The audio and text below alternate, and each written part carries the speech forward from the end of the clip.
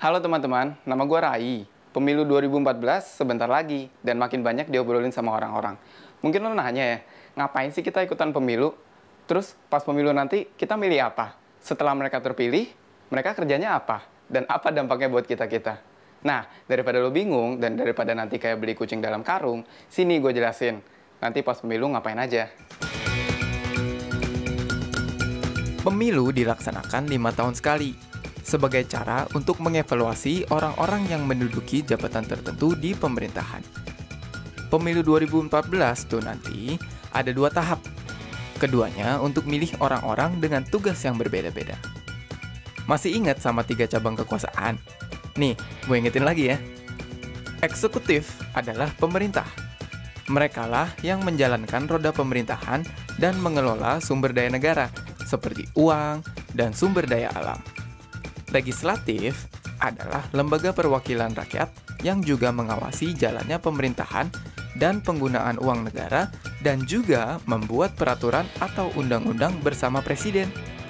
Yang terakhir, yudikatif, berfungsi menegakkan peraturan dan mengadili apabila terjadi penyelewengan undang-undang.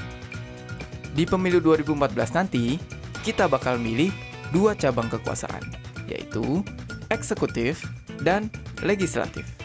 Tahap pertama namanya pemilu legislatif, untuk milih Dewan Perwakilan Rakyat, Dewan Perwakilan Rakyat Daerah, dan Dewan Perwakilan Daerah. Ketiga lembaga namanya lembaga legislatif. Tugasnya mewakili kita sebagai warga negara berkepentingan. Artinya, kita punya hak untuk menyampaikan aspirasi dan kebutuhan kepada para anggota legislatif ini yang nanti bisa diwujudkan dalam bentuk peraturan. Selain itu, kita semua kan juga punya kepentingan yang perlu diperhatikan juga. Masyarakat Indonesia beragam banget, jadi kepentingannya juga beragam. Makanya, kita perlu lembaga legislatif ini untuk jadi corong yang bisa menyampaikan suara kita kepada para pemimpin negara ini.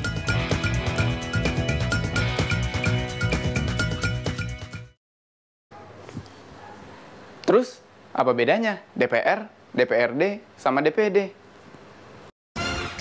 DPR dan DPD sama-sama mewakili kita di tingkat nasional. Kalau DPRD hanya punya wilayah perwakilan sebatas daerah yang diwakilinya.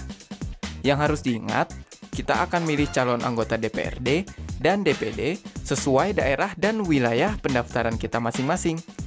Kayak gue misalnya, gue warga Jakarta Selatan, maka gue akan milih calon anggota DPD Jakarta dan juga calon anggota DPRD dari Jakarta Selatan. Nah, untuk kalian yang di luar ibu kota Jakarta, DPRD dibagi menjadi 2, tingkat provinsi dan tingkat kabupaten atau kota. Fungsi DPRD sama seperti fungsi DPR di tingkat pusat, yaitu legislasi, anggaran, dan pengawasan. Fungsi legislasi itu bikin undang-undang bersama presiden. Fungsi anggaran itu ngebahas dan menyetujui atau tidak anggaran pendapatan dan belanja negara yang diajukan presiden, yaitu rencana penggunaan uang negara selama setahun ke depan. Fungsi pengawasan itu ngawasin pelaksanaan undang-undang dan APBN yang diomongin tadi itu. Bedanya, cakupan wewenang DPRD hanya sesuai wilayahnya masing-masing, sedangkan DPR punya wewenang di tingkat pusat. DPD pun bisa ikut mengajukan usul dan ikut ngebahas rancangan undang-undang terkait otonomi daerah, tapi DPR berhak untuk menerima atau menolak usul itu. Nah, habis milih wakil kita untuk tingkat nasional dan daerah, nanti di tahap kedua, kita bakal ada pemilu lagi untuk milih presiden dan wakil presiden. Presiden dan wakil presiden ini punya kuasa eksekutif.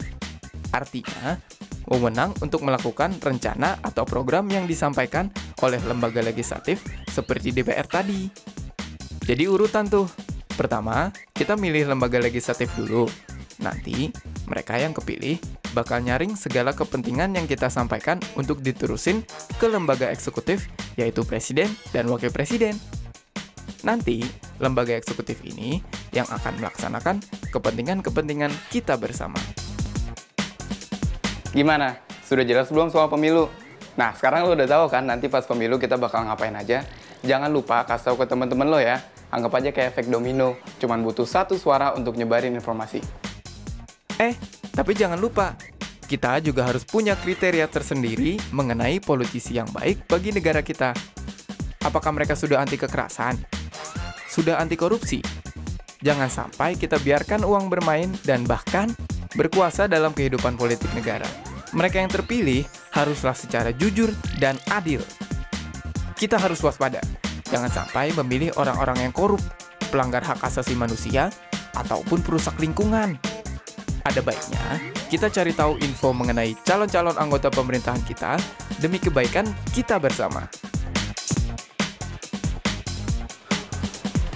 Jadi gimana?